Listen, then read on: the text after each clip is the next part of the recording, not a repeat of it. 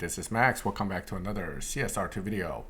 So we've been talking about L brand for a while among my crew, and I finally got around to really sit down and record some of these races with the L brand cars, which primarily are Lamborghinis with one Lotus thrown in. Why no Lexus? Well, because most of the Lexus in this game pretty much sucks. So Lamborghini is one of my favorite brands. I really wish more of them were more viable in live, but unfortunately, that's just not the case. Even the ones I'm showing you today are only usable. A lot of Lamborghinis suffer from the issue of, yes, they can beat dyno, but no, they can't seem to maintain a good lobby. Anytime you run them hard, they get bumped. And that is particularly true of these the Saiyan Roadster that I'm using right now. This is coming up soon as a paid race pass reward car, so a lot of people might be interested in knowing how good is this car. Well, in the days of when you can use just a down-tuned dyno beating car to win, it was pretty good. It is also a very high evo car if you set it up properly. Mine, as it's set up right now, isn't carrying full evo, mainly because I want it in a particular lobby with a particular dyno. It is viable. So as you can see, 10.433 dyno. It'll beat that dyno, but it doesn't do well. All right, moving right along. Terzo Millennio. This is one of the first electric cars. It's also a good Lambo that beats dyno and carries decent evo, right? So 657 at almost 2,000 isn't terrible. Can it be a little better? Yes. Can it then be able to maintain lobby advantage and beat dyno? Well, it kind of does a little bit of both, which makes it a good car to have, because on the one side you can beat dyno, on the other side it has usually a little bit of advantage in matchmaking, so that it's not easily taken out by your opponents. But initially it doesn't lobby that well, and so you kind of have to slow run it to make it into a lobby where it's more competitive. But even then, chances are a good opponent car such as F5 Venom Roadster, even the Cadillac here, could give it a really strong push towards its dyno run. And if you run dyno with it, it's probably not going to maintain lobby advantage. So yet again, another car that is really cool, really awesome looking with the glowing wheels, but unfortunately is only so-so when it comes to live racing. It's not bad, don't get me wrong. I can make the Saiyan Roadster work. I can make the Terzo Millennio work pretty well, but even in live with both cars, they're not my top choices, simply because if I run them hard, I get pushed out of the lobby. If I run them slow, I have to run them slow and lose, or run them slow with my other account to make it work. It just seems a lot of work to make the car viable. Now, I can push the dyno further, but then it bumps into the next lobby up. All right. The Essenza. Okay, the Essenza is a cool car. It's unfortunately not that great in live. Again, all these Lamborghinis are what I call good enough kind of cars, right? They're good enough to use. They're good enough to win some races, but an 80% win ratio with some of these cars without bumping them or pushing the car a little bit more and get them bumped almost right away just doesn't seem that great when you're talking about consistent usage over time. And that's particularly true of the Essenza.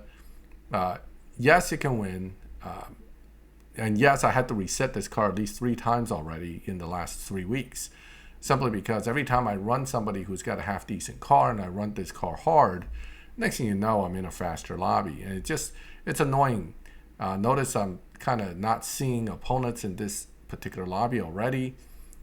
And that's a common thing with this car too. So, all right, so we'll race twins again. It's not otherwise terrible, right? At low upgrades, you can get decent evo, and in fact, it can also, not that I'm probably not shifting it right, but if you shift it right, you can also beat dyno some. So, and it's just an awesome looking car, which I really like. But I got to be careful. So I'm not pushing the car too hard in order for this car to kind of stay here. maybe with long-term use, if I can keep finding opponents that run 11s, I'll be okay. But bottom line is this car is kind of mediocre. All right, 5,000 cash raised. I guess he doesn't realize I'm basically slowing down to control my runs, but maybe he's got something hidden up his sleeve that I'm not aware of, in his tune that I'm not aware of. But as far as I know, that tier 4 Lamborghini Urus is only so-so as well. Okay, so so-so versus so-so tend to work in my favor if I tune my car right. And there it is. Okay, so I took 5K. Now, this is not the kind of Lamborghini I would raise money against other opponents with. It simply isn't that strong. Okay, now we don't want to sit on these for too long without showing you guys the dyno and moving to the next car. Otherwise, the video gets kind of crazy long. All right, so 10.774. I was running mostly 10.9, 11. But again, that's only a 0.2 margin of error. All right, LB Aventador Coupe. One time a favorite, nowadays just okay. All right. The advantage of this car is its not lobby, but dyno beating capability without any fine tuning. You basically, as long as you launch it late and shift early and hit nitrous late, it will break its dyno by at least 2 to 3/10. So that's what makes it kind of a viable car. But is it gonna do well long term?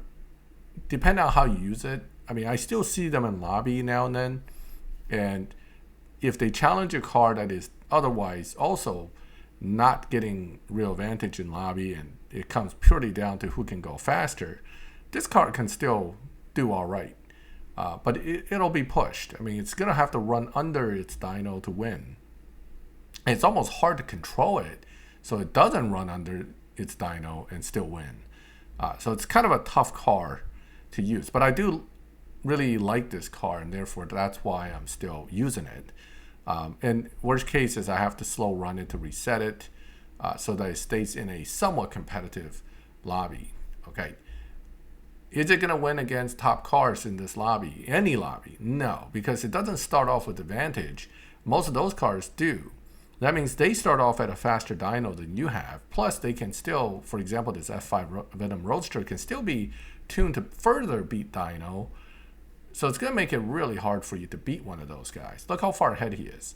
Now, am I able to push him? Yes. Am I necessarily going to beat him? Well, not that time, right?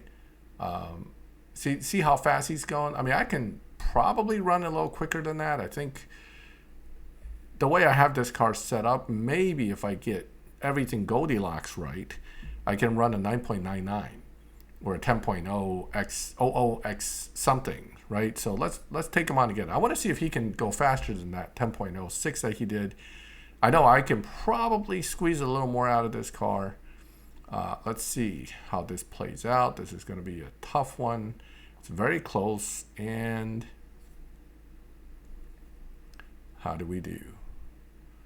All right, 10.022 against 10.063. The difference is here. His car may very well dyno 10.1 to be in here, versus I'm dynoing high 10.3s to be in here, almost 10.4. So I just beat my own dyno by almost 4/10. That's not going to help me next time I go into lobby, especially since that was the last race I did. All right, so moving right along here, we are now in the Countach. The Countach, this is, again, one of my mediocre live racer cars that can be set up enough to survive. And it's, again, a cool Lambo that I really wish was better, but it's usable. And that's really kind of defines Lamborghini brand in this game. A lot of them are usable. None of them are outstanding. And certainly I wouldn't consider any of them top live racers in the game, but they're all kind of, you can use them and get away with a decent amount of wins, but not guaranteed to win against most top cars. In fact, you are more than likely to lose against most top cars, or you're going to end up pushing yourself out of the lobby after you squeeze out a win.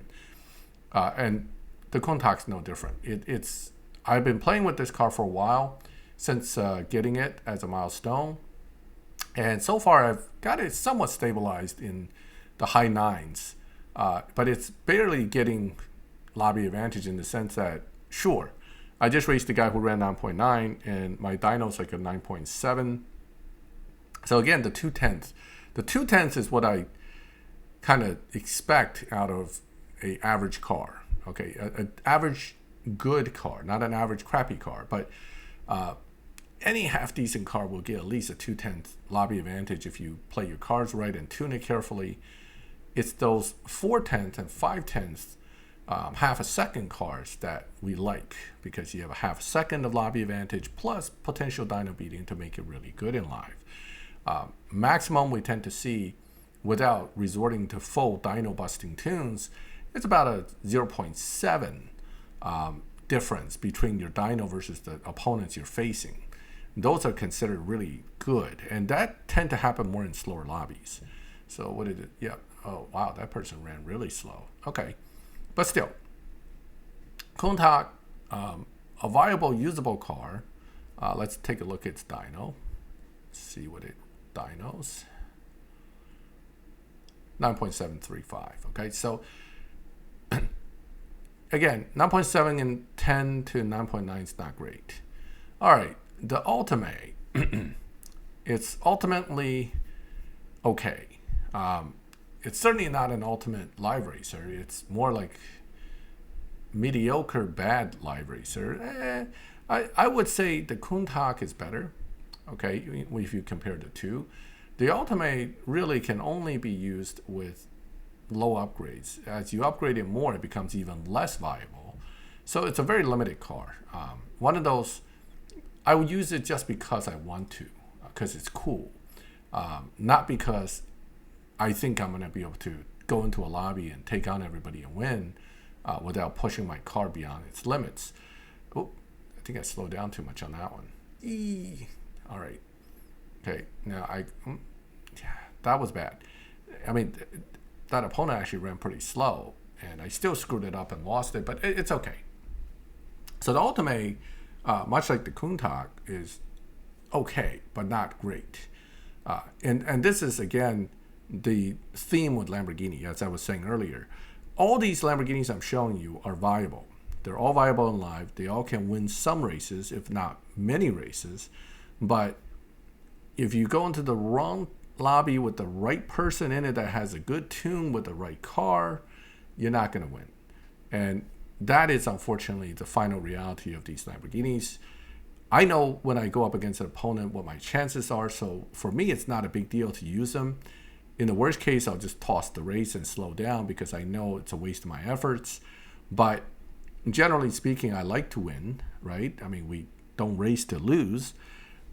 And I would like these Lamborghinis to just have a little more lobby advantage than what it has. And that's just not happening a lot with these cars.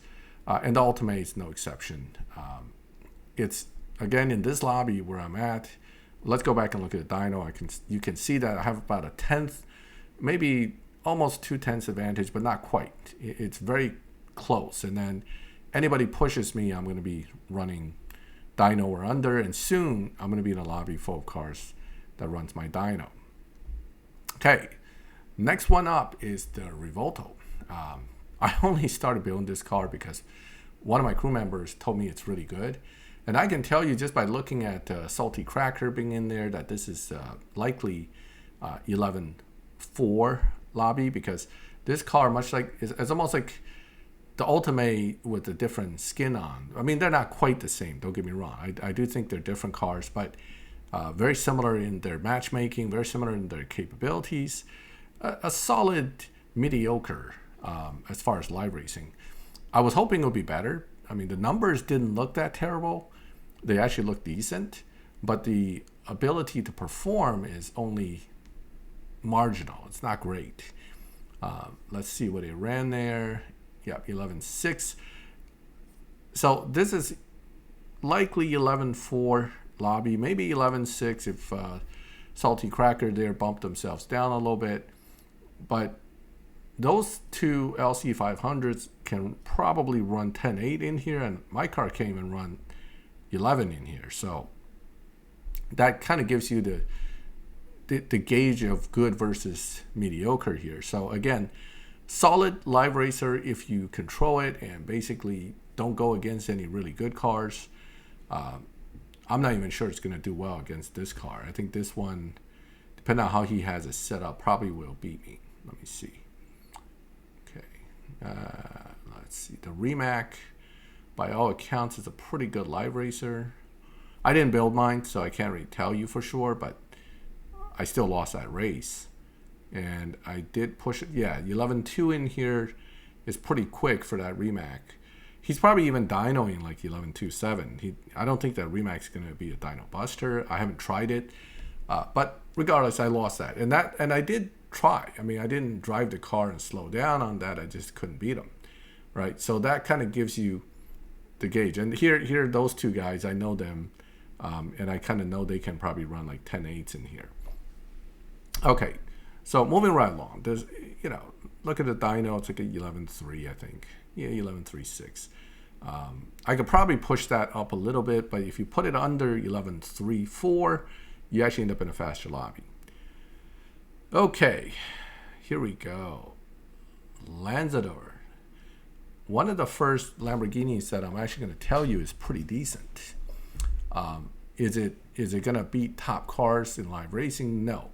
But is it going to hold its own against most cars? Yes, actually.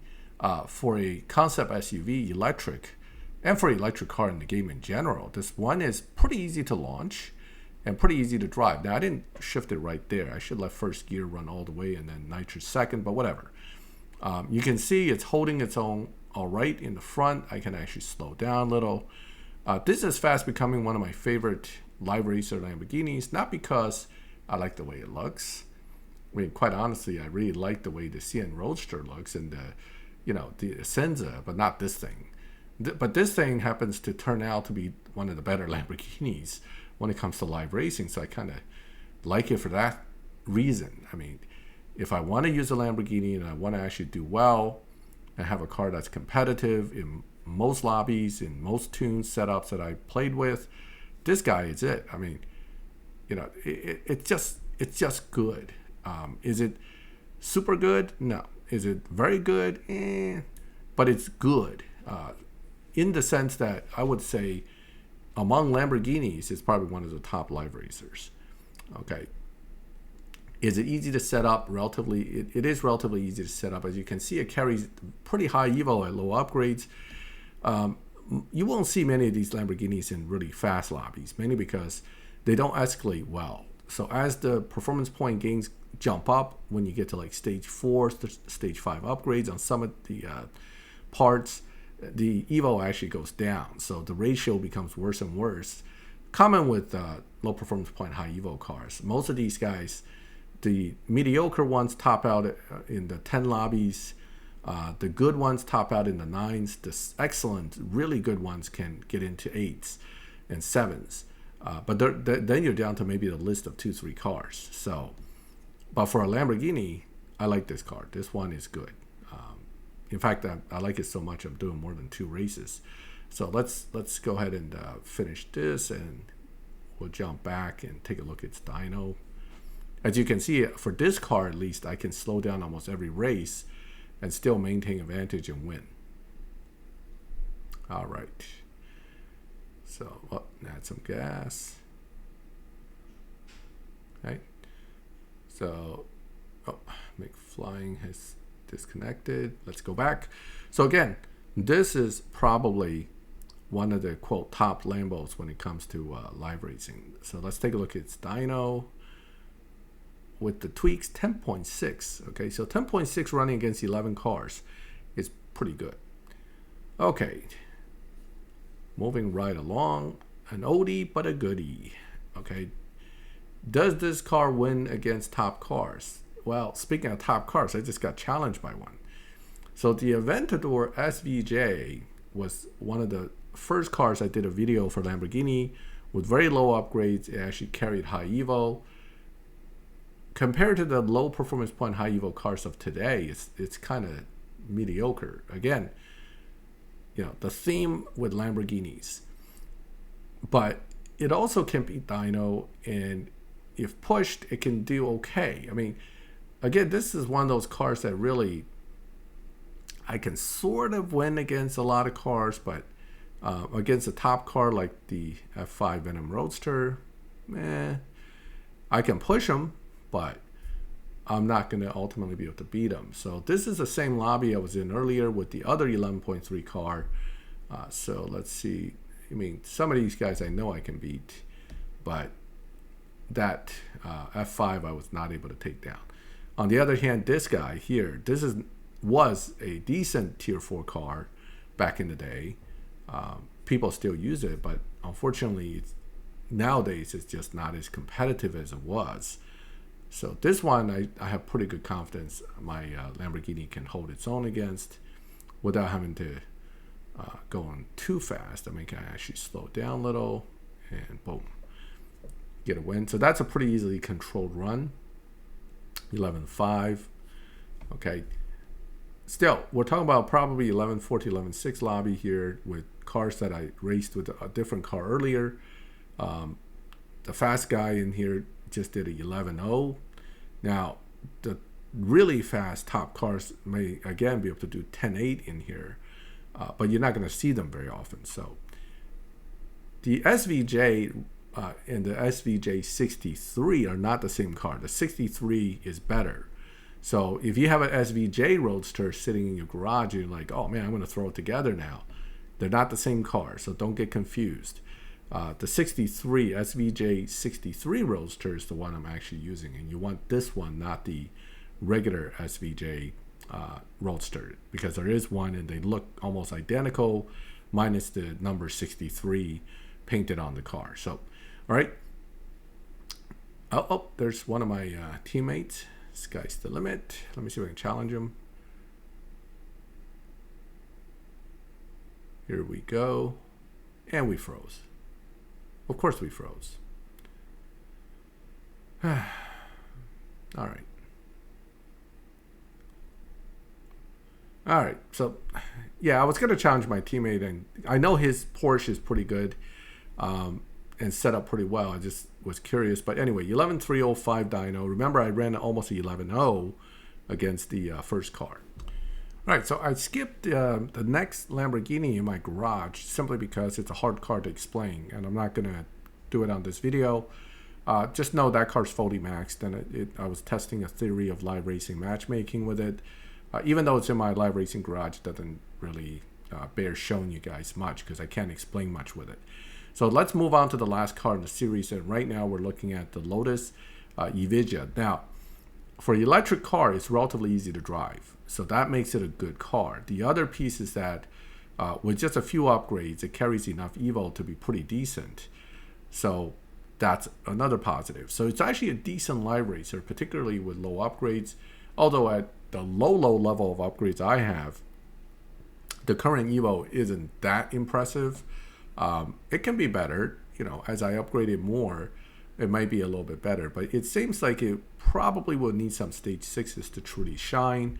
Most likely something along the lines of body trans, tire, but even with just a few upgrades thrown in without really fine-tuning it, I threw it into live, and so far it's been impressive.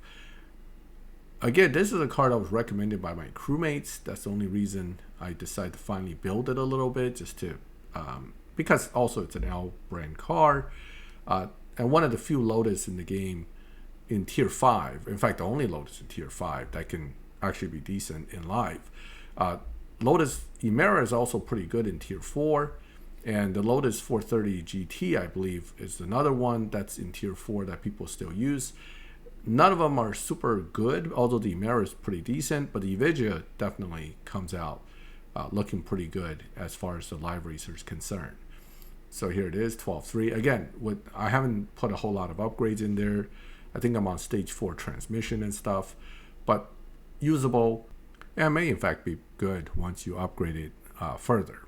So that basically gives us all the Lamborghinis I have in my garage for live racing, starting with the CN Roadster, Terzo, and ending ultimately with the Lotus Evija. With the some of them I consider to be good, and we skipped the Huracan Technica, but none of them stand out to me as truly excellent. Well, I hope you liked that video. And if you have questions about any specific L brand car that I showed, feel free to ask in the comments. If you liked the video, leave a like. If you like my channel and would like to see more of this kind of videos, subscribe, hit the bell, and you get notified when I put up new videos. And as always, thank you for watching my videos. I'll catch you next time.